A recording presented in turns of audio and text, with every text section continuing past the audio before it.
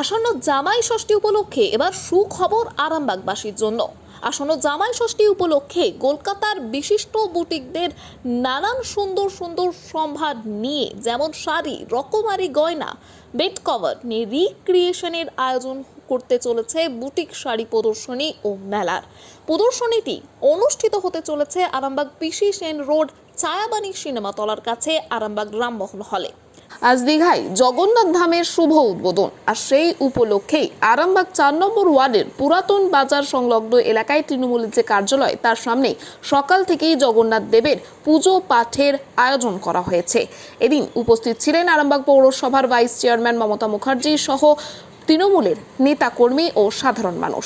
সকলেই আনন্দে মেতে উঠেছেন। এই বিষয়ে তারা কি জানাচ্ছেন, দেখুন বিস্তারিত 24 আওয়ার্স আরামবাগের রিপোর্ট।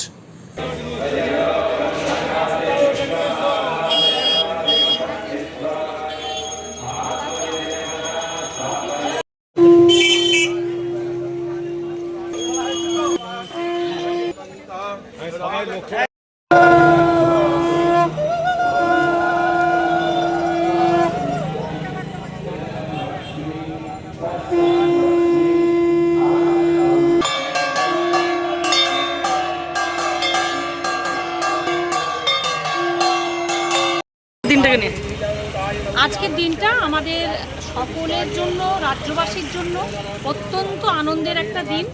কেননা আমাদের পশ্চিমবঙ্গের মাননীয় মুখ্যমন্ত্রী, আমাদের সকলের প্রিয় দিদি, আজকে দীঘাতে জগন্নাথ ধামের যে উদ্বোধন করছে, আজকে আমরা তো যেতে পারিনি সেখানে সকলে, তো সেই কারণেই আমরা এখানেতে আজকে ৪ নম্বর ওয়ার্ডের আমার সমস্ত তৃণমূল কর্মীরা আমরা সবাই মিলে একটা সিদ্ধান্ত নিই, সকলের আবদারে আজকে আমরা এখানে প্রভু জগন্নাথ দেবের পূজা অর্চনা করছি।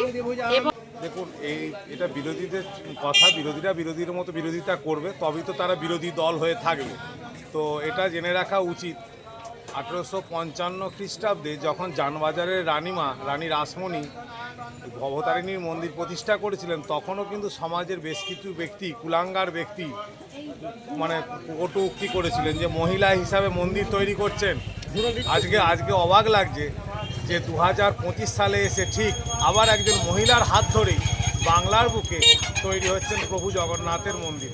তো দেখুন না, আজকে রানীমার স্থান আজ কোথায়, আর আগামী দিনে মমতা বন্দ্যোপাধ্যায়ের স্থান হবে সেটা কোথায়, সেটা বাংলার মানুষ এবং পরমেশ্বর জানেন।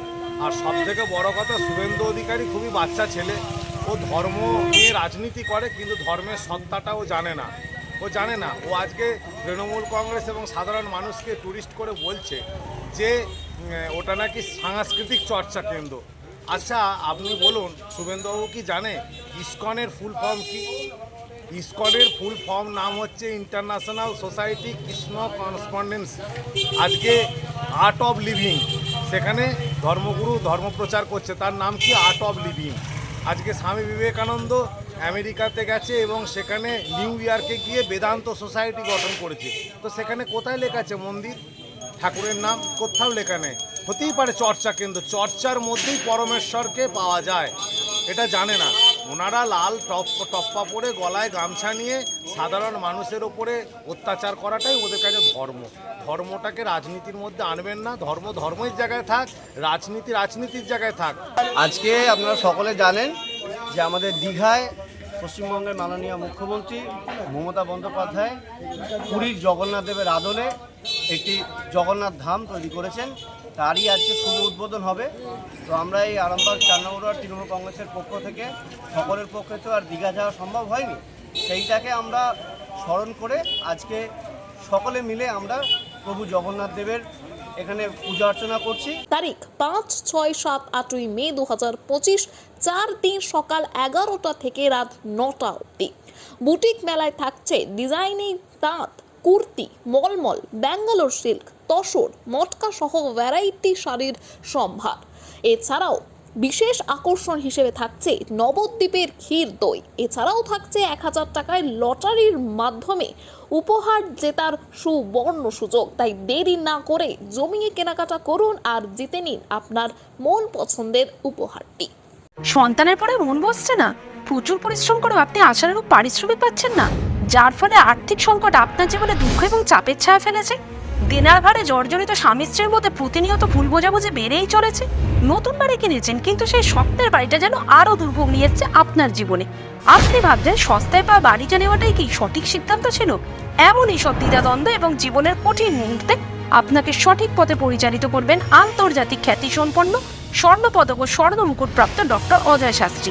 তিনি শুধু আপনাকে পথই দেখাবেন না, আপনার জীবনে সত্যিকারের সুখ, শান্তি, ঐশ্বর্য, অর্থ যেন সঠিক সময় আপনার কাছে পৌঁছে দেয় সেই দায়িত্বও নেবেন। তাঁর অভিজ্ঞতা এবং জ্ঞানের আলোতে আপনার জীবন হয়ে উঠতে পারে নিরুদ্বেগ ও সমৃদ্ধির পথে ধাবমান। তাই আর দেরি নয়, স্ক্রিনে দেওয়া নাম্বারে এখনই ফোন করে ডক্টর অজয় শাস্ত্রীর সাথে যোগাযোগ করুন।